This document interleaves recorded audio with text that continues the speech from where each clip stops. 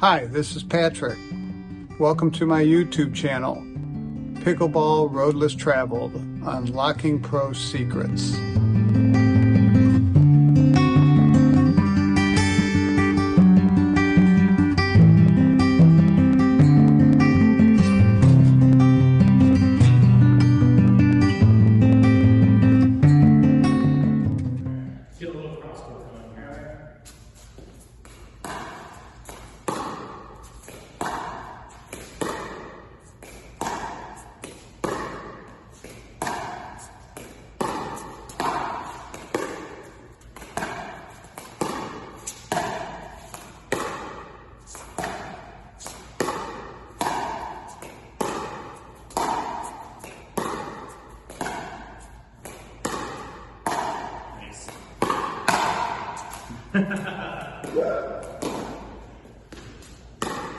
Are you doing that or not? We can't, cross court is a totally different dynamic because it's not about getting through your opponent as much as it is finding the space. Yeah. Like when we do cross court, it's more about what are you covering, how well you're covering the middle, and because again, naturally, why don't cross court speed ups work as well? I don't think they do, don't they? No? Because they have more room and everything, but I think that would be a positive why would it work? Speed up, not ding. Oh, speed up, because the car will Yeah. I'm just talking about distance is a lack of distance is what I need, lack of reaction time. You see, you and I stand right here, it's far too far. If I speed that up to you, you're going to come and turn to do what you want with it. Okay. So when I'm speeding up cross court, it's more this idea of trying to shoot through spaces that maybe you can't really cover. Right? Versus when speeding up straight ahead, it's more how am I jamming you, how am I,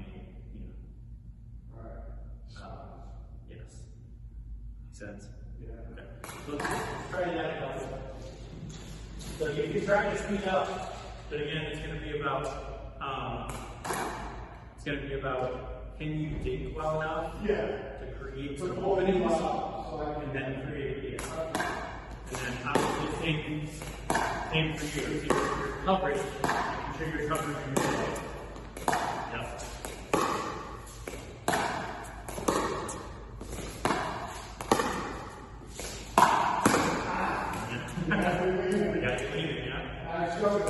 That's one of my favorite shots because one of my favorite shots that I'll set up early in matches is I'll step around and I'll roll inside out forward and dink like that. Set them up that way. Set them up, and then once I hit that 4 or 5 times and I've got them leaning that way, I can again turn it, flip it through the middle, just that little bit of I think turning this way and then I can open that up. So let's see.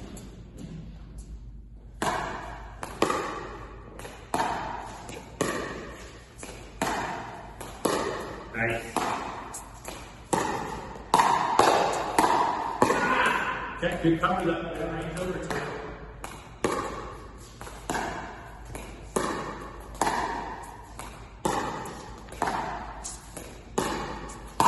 No, I missed it. Here's that good coverage.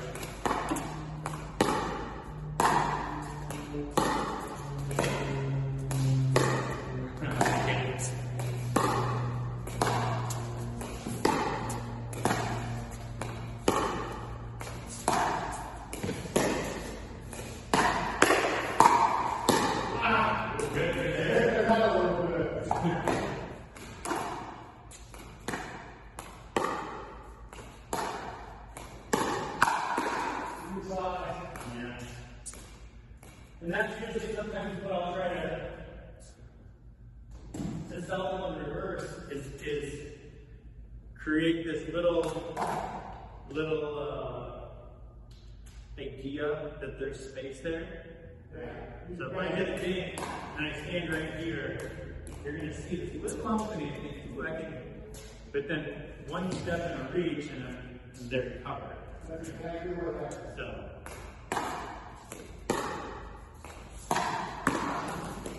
Farther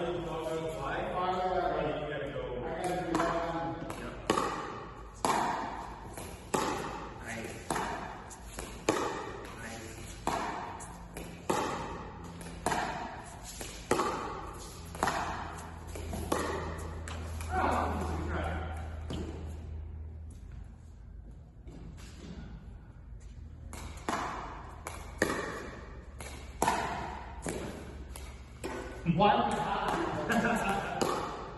Yeah, that's the That's what I do wrong. footwork wise.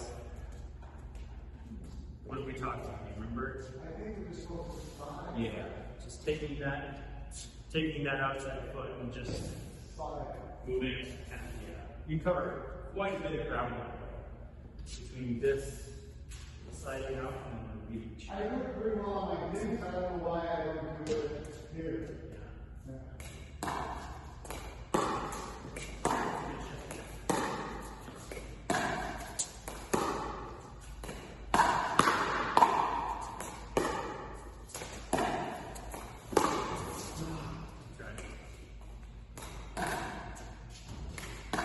And especially this is why cross court. And a lot of times when I do this drill, I like to, like Jay and I do this. We play cross court, but we play the area in front. I don't know if we did this last time. So, area right in front of you and the area right in front of me is designated as like a reset zone. Okay. So you could reset any ball into that area. Okay. Right? You just call it reset or something? You just do it. Okay. So like, you can't hit any attacking style things. Obviously, I can't take a dink and roll it over there. But if you hit a wide ball and I'm in trouble, I can just hit a shot into this half of the court that's a reset ball, right? And you come over and play it. The reason being is you don't want to get the habit of hitting dead dinks cross court, right? Because if, say you have any trouble, something like that, and try to hit this ball across court, it's a weak shot. There's too much time. It's too much. I haven't had too many options on the next ball. I could roll you back out across court. I could flip to the middle. I have a lot of time and space. So your reset is in front of the guy in front of you or in the middle of the court? More in front. Okay. In front of the guy. Yeah. I'll show you. I'll show you as we go. I understand this.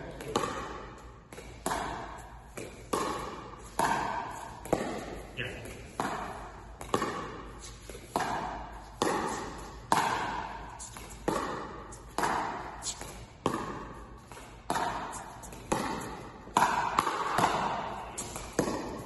Oh, you had me up. That's where, I pulled the trigger, you read it.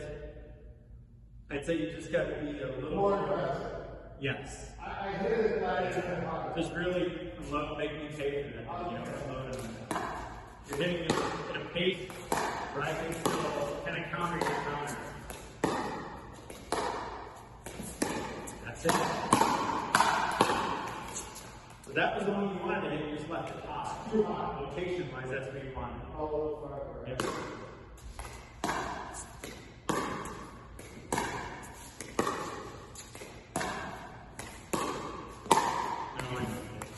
Good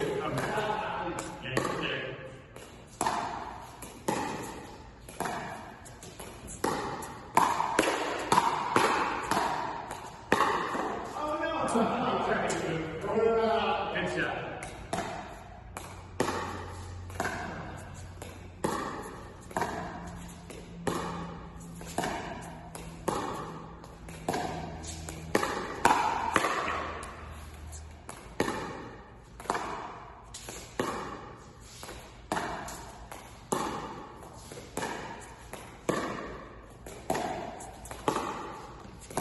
Hey, this thing too is don't get too far off the line because you're creating an easier time for me to move you off the court cross court, right? Yeah. So, if I'm, say here, and I hit shot and it says, you hit it cross court, I may be able to reach in and intercept it. So now from here, I can cover middle, I can cover cross court. But if I go in that exact same position, take one step back, now you're just going to be working me cross court because I'm not going to cut anything off, so everything will be chasing out there, right?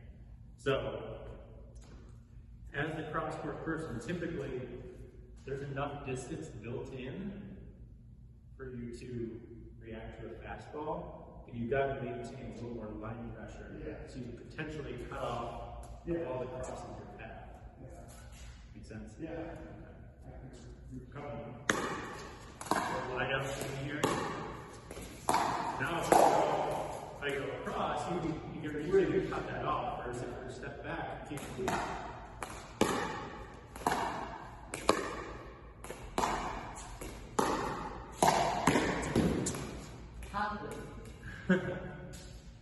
See, like if I can't come close to making that shot if I'm 1.5 step off the line. I've got to be right there, reaching.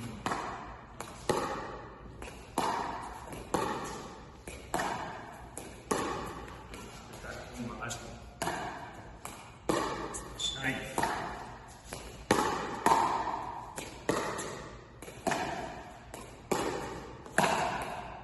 That's too high.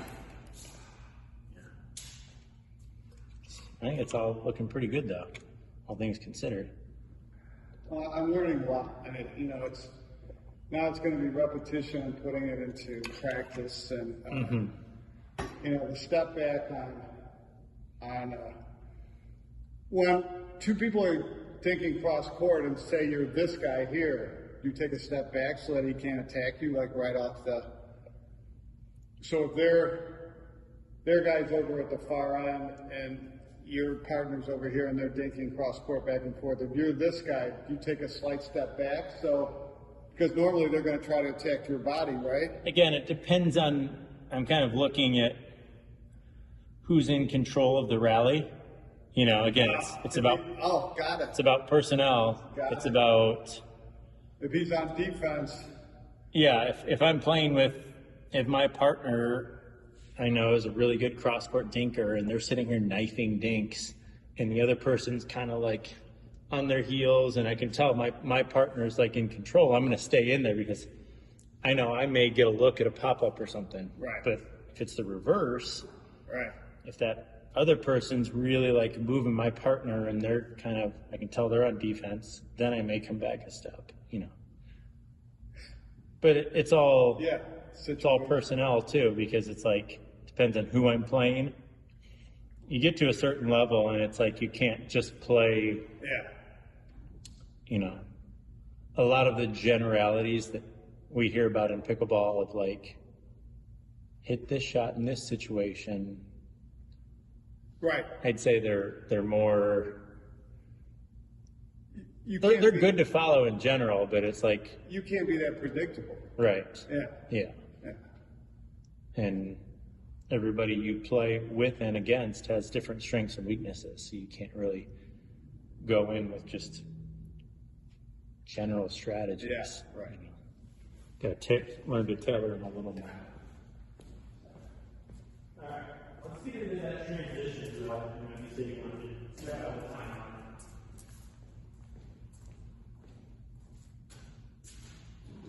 on. So, just going to go at your feet every time. Again, pattern-wise, the ball leaves your paddle. Step to your next spot. That's step. Slightly. I wouldn't make it too exaggerated. Because again, if we exaggerate the split step too much, at least I find that when you're practicing or when you're in this stage of it, that can lead to sometimes a flinching movement, right? Because I'm going down on my split and then I'm kind of like guessing, right? Versus if I'm just like, just think about, just kind of like, instead of split stepping, think about just getting your legs kind of locked, And then again, I want you to have that same idea that you don't make any sort of quick movements until you see the ball. You see the ball, you know where it's going, then you react. Okay.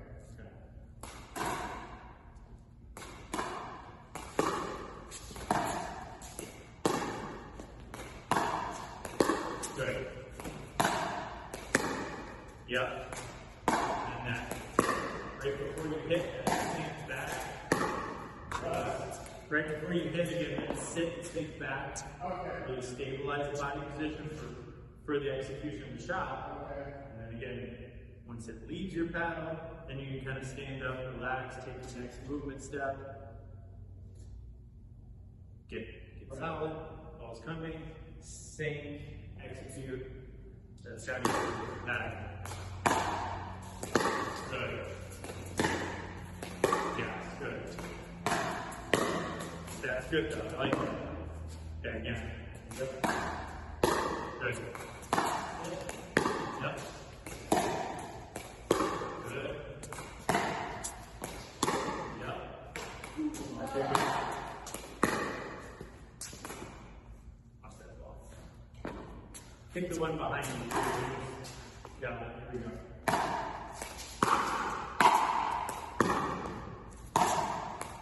Nice.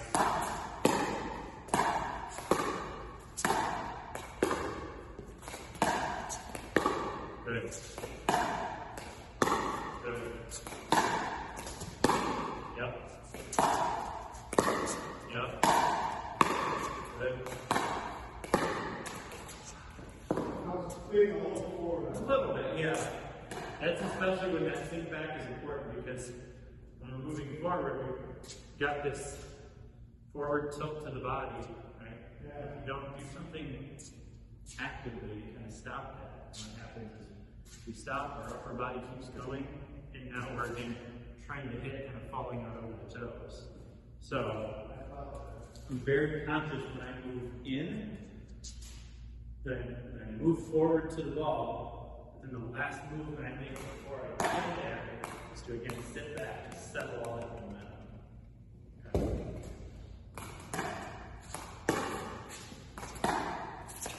Notice your back is actually a little more natural, right? Yeah. That backward movement takes you kind of right into the position.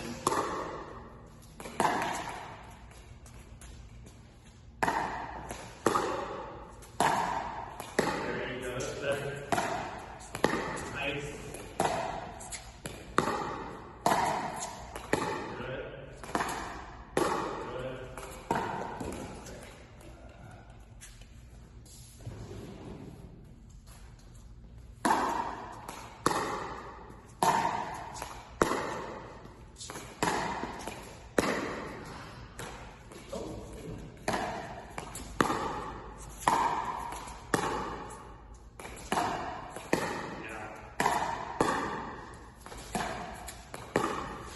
That looks good. I feel a lot more under control. Yeah. I used to be doing, but I just have to say, slow down. And then I kind of wrestle with the way I'm getting too passive on it. But if they pop up, then I just got to come forward and really, and get more aggressive. Yeah. There's a fine line of being too passive and too, in general, I would say to be, be too slow and a little, too exaggerated with slowing down the movements. And then you can learn to add a little more speed and aggression to that while still maintaining good balance. Right? It rarely works the other way. If I have You can't be playing fast and then learn to add balance to playing fast. Right. It's got to work the reverse. All right. And as long as I'm getting myself set, I'm going to be under control. Okay. Yeah. Yeah, no, that looks solid to me. Thank you. Going in both directions. Is there anything else you think to do? What about the terms of Yeah, that's right. I think there's one more thing to talk about. Let me serve you a couple. Okay. Show me what you would naturally do on a return. Okay. Not good.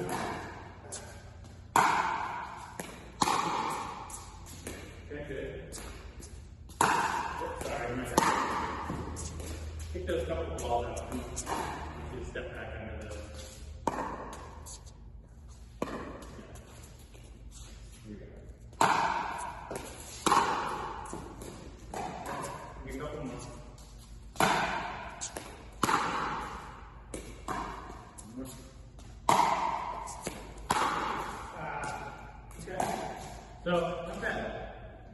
pretty good things happening. Tell me from just a goal perspective, what are you trying to accomplish? Trying to get them deep so people can't.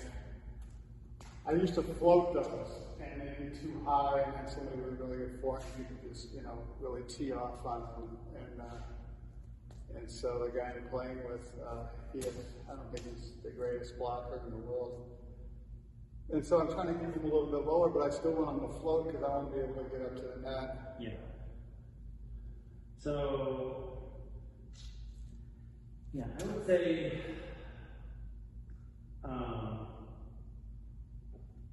you definitely want some height on it, right? I would think if you have a little bit of height on it, it's better than not, because more often than not, that's just going to help you keep it deep, right? And so I don't know how to describe it, but you can have a ball that's got some height that is still penetrating through the court. It's still going, That way. yes. Versus, versus, if I have a shot like that, see how that's on a very arched path? So that's going to come in, hit very soft, bounce up pretty vertical, versus if I do something more like, still not more like that, right? So it's on a higher path, but it's still going this way. And then it just runs that energy and just kind of settles right in the court. Right. To me, that's the best, balance of everything you can do in return. The one where it kind of runs out of gas and stops. Well, that's kind of what I used to do. And, they float high, but a lot of people hit them in the net because they get so much time to think about it, and then they want to really crush it. But mechanically, am I using my arm too much and maybe not putting my body into it and maybe not following through? So let's talk about that. Let's talk about games. I'm going to talk about pretty much the same thing. Arm-wise goes fine. Mostly what I think about is, again, my body position. So the main thing, like we talked about on dinks and stuff and the drops, is I sit back into this, and then I want to try to maintain that because I want a pretty still body. The main difference here is I still feel that big sit back, but then there's a very hard push forward through the ball. So that ball's coming, again, I make a very concerted effort when the ball hits, when my opponent hits the ball, I try to stand here and do nothing for a good half second after, because I find that when I get too quick and I get flinchy, I get out ahead of this and start kind of doing these, right? So I'm trying to relax, I'm trying to read it for a second, get behind it, sit. Once I've done all that, then I make a very hard push to the ball. And you're going forward. Going forward hard. Yeah. That forward momentum can help me create some power so I don't have to swing as hard. And it also gives me that step head start to the net. And your follow through is how much? Okay. As much as it needs. Okay. Okay, got it. And you float yours a little bit. And definitely try to, yeah. Okay. Yeah. So, let's just work on kind of this lower body process again. So, when I hit, initially, on a very kind of calm initial reaction, all you're really doing initially is just kind of creating an alignment. So, just kind of getting yourself behind the ball. Okay. Right? Once it's about there, sit back, really load up. And then when basically on contact, give me like a hard push through. Okay. Let's get it back in first. Pretty good. That felt like that's what from the get-go was forward momentum. I didn't see. Oh, I didn't sit back. and then you go. That's because it was short. I didn't know if I was going to get to it or not. Not bad. That's better. Go. Yeah. I moved a little bit on that one. What's that? I moved too quick on that one. Yeah. And there's an art form to understanding that you can move forward and then sit back to prepare for the shot. Okay. Right? So like When you an example of that would be I get a short forehand, right? Right.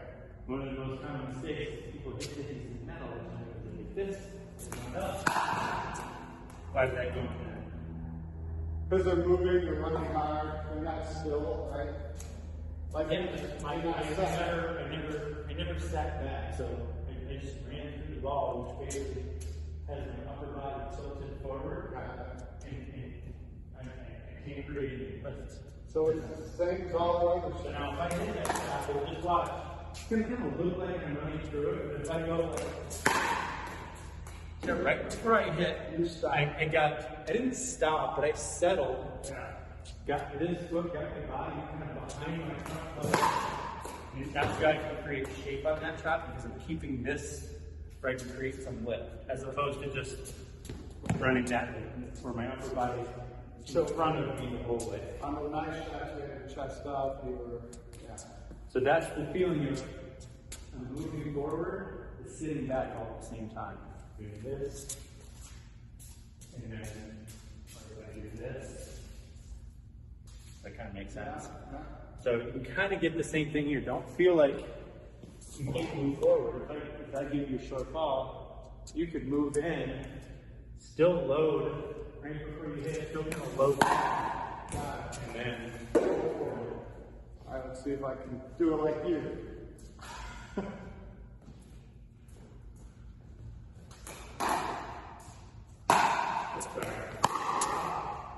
Like it up.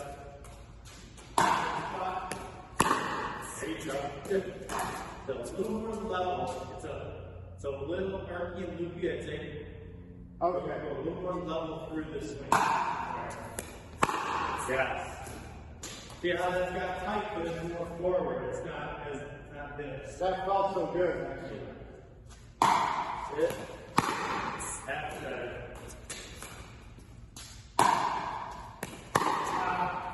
Here we go. Rough it.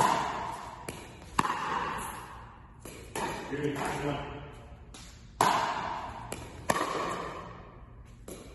That's the one that Too a high. little too floaty. Yeah. The problem with that is because it's coming on a steeper angle, so it just sits. It doesn't really penetrate the floor. That's the problem with my shot. Sorry.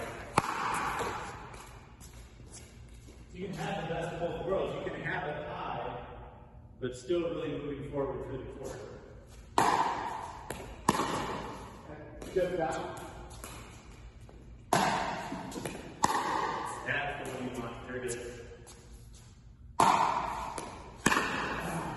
Let's hit it.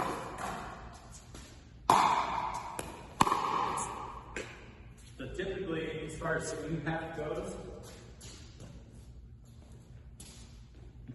if your paddle gets, let's say you're setting up, the ball's coming, you're setting up for backhand. Right here. If your paddle's starting too far above the ball, then you're gonna have to chop down, Right. and then you get this very scoopy motion that's gonna create a lot of. Sometimes if you don't hit it just perfect, it's gonna create that arc. Okay. So if the ball's here, I like to try to get this paddle more level, so I'm going. Okay. You know. Well, the If you reason look why. at, if you look at both, I can show you. If I get my paddle higher than the ball, then I've got to create this scoop action, which creates that. If my paddle is a little lower, and just kind of move up and through the line of the ball, I can create a more predictable lay. Still going to have some height, but it's going to be more penetrating and more predictable. See, the reason why I do that is because it's the forehand one like that. Steve Johnson has it up here, and then he comes into it like that. But maybe it's not working for me, so I think I need to try what you're telling me. I prefer to keep it lower and a little more level. That's good for, yeah. Just lifting up and through. It's still gonna have some spin on it, but think about the timing that's got to take place. Yeah, right. For this to come. Right. Anytime you're what I call crossing the path of the ball's here, my paddle's crossing the plane, timing becomes a lot more involved, right? Because if I don't hit it just right, versus if I'm going right through the plane of the ball, it makes consistent contact a lot easier. That's why I think I'm so inconsistent with the shot, because I'm looping it like you said. Yeah. A couple on the back end, and we'll look at the performance. Sorry. Yeah, there we go. You can see tap-wise though, that didn't have that loop to it. It's more level. Much better. A little high. So you know the ball's going to bounce, so we're going to get that paddle to start though. There you go. Down, down, down. That's it. That's better. Level. Yes, good. Four hands.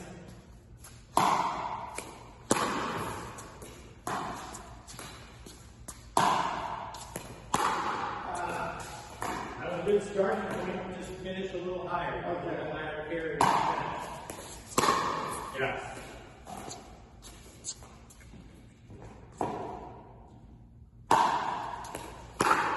Yep. Short. Good back, just give it a little. Right.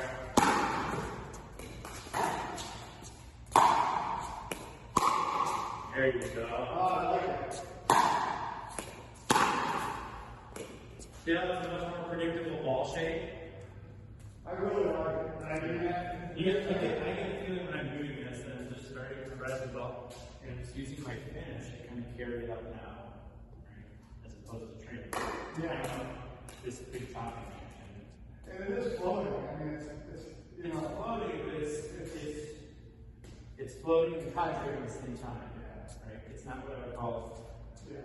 It's, you know, I use the word ballooning. Sometimes they balloon where they get up, they're high, but then they just come down too steep, right? We talked about the same thing when we talked about this on third chapter ops, right? Yeah. If I hit a third shot drop and it's got too much of that, it just comes in and bounces straight right and it's tackling. Exactly. And dropping, I think about moving the ball forward more and then letting it run out of energy. Just like send it forward. Yeah. So see how it's going like this, and then it just drops. It's like it runs out of energy and it just drops off the table, right? So that ball can settle in and be way more unattackable than if I hit this kind of. Yeah. So it's the same. Really, it's the same feel in this return, just a lot more aggressive. Yeah. And you can see that drop that I just hit. Yeah. Actually has a similar shape to the return. Yeah. It's just dying quicker. Yeah. No. Got So it. it's a little flatter, a little more through the ball than it is a lift that's going to create more of that ballooning effect. Yeah. Got it. Make sense? Yeah. Very helpful. Returns are very helpful. Yeah, so those are the things that I focus on. Sitting back, getting good weight movement into the ball, keeping my swing plane pretty flat. That's about it. You got 5 minutes to do a few of those things where you attack me? Which one? So I can get used to stepping back and trying to. Yeah. Just a couple, like, a couple minutes. So, same thing as where you were before you leave? Yeah. Okay. I'll go again.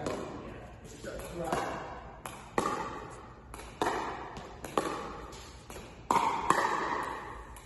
You're on it.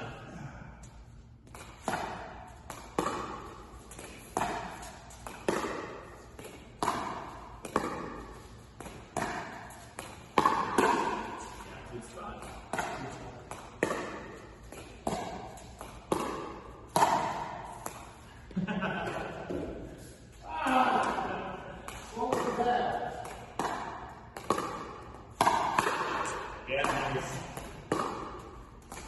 answer.